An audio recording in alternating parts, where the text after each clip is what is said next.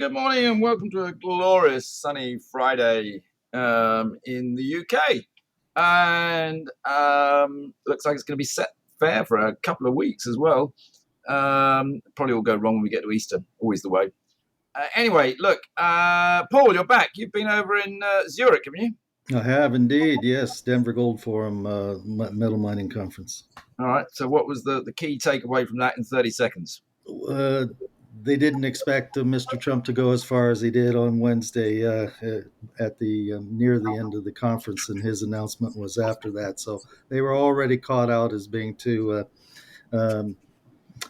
conservative in that regard. In the meantime, everybody's bullish on gold and silver.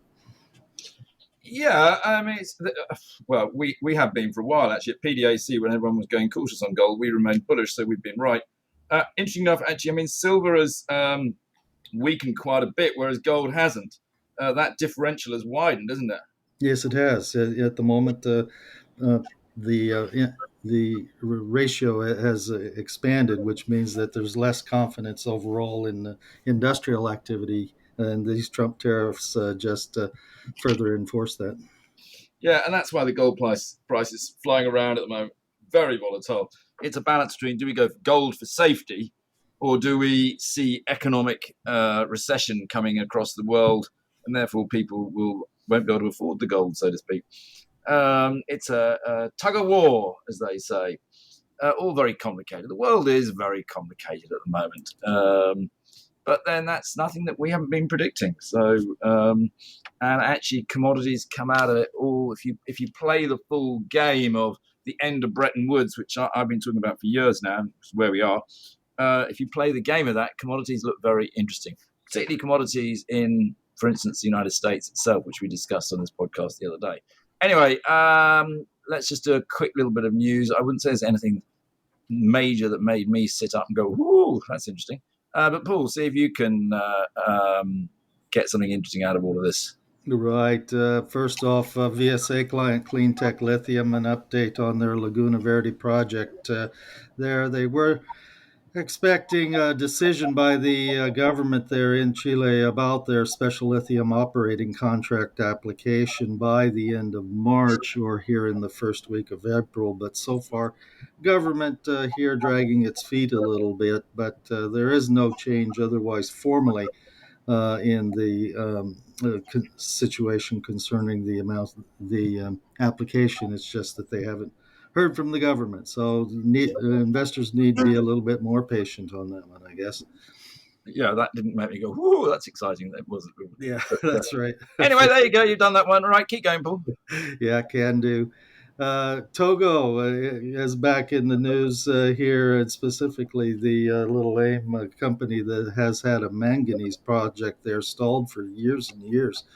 AIM company Keras REsources, that one has been revived now with apparently the Togo government seeing the writing on the wall with less foreign aid being able to come in. They're going to have to start moving some of their own resources along. They have granted a mining permit and now to Keras REsources on that manganese deposit, oxide manganese deposit they had. So Keras also has an agreement with the government in order to actually be an advisor for the state on further mineral development in the company, for which they'll receive fees as well as a gross revenue, more or less royalty from this Nyaga mine. It means that there is movement on this particular deposit for Keras, and it does mean that there will be some revenue to come yet from it, where long-suffering investors in Keras, which had otherwise moved on to activity in fertilizers in Utah, can expect going forward, I think.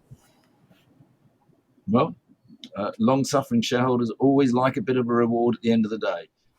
Keep going, Paul.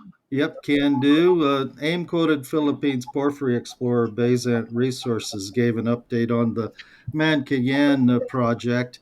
That's subject to a takeover agreement, which is under negotiation between Blackstone Minerals and IDM International. But Bezant Blackstone, the ASX listed company, had released a previously unreleased drill hole information under the Mankayan deposit that had been drilled back in 2013.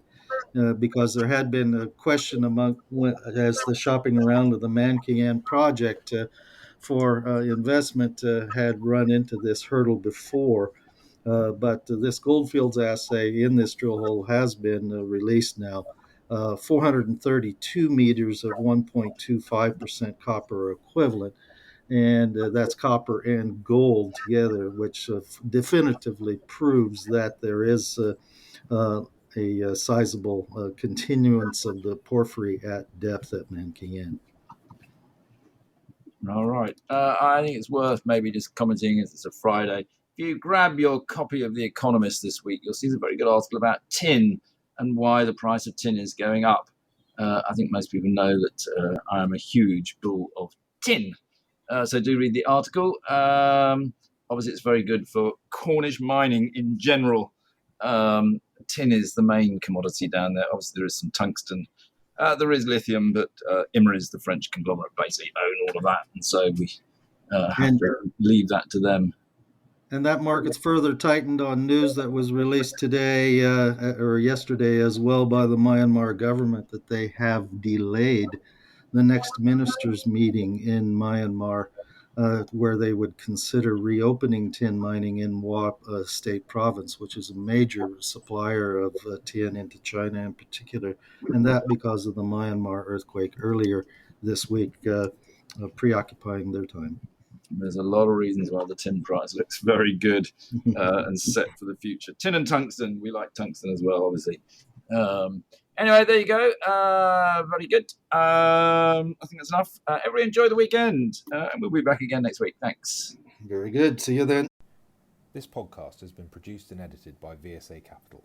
It is intended for information purposes and not as investment advice.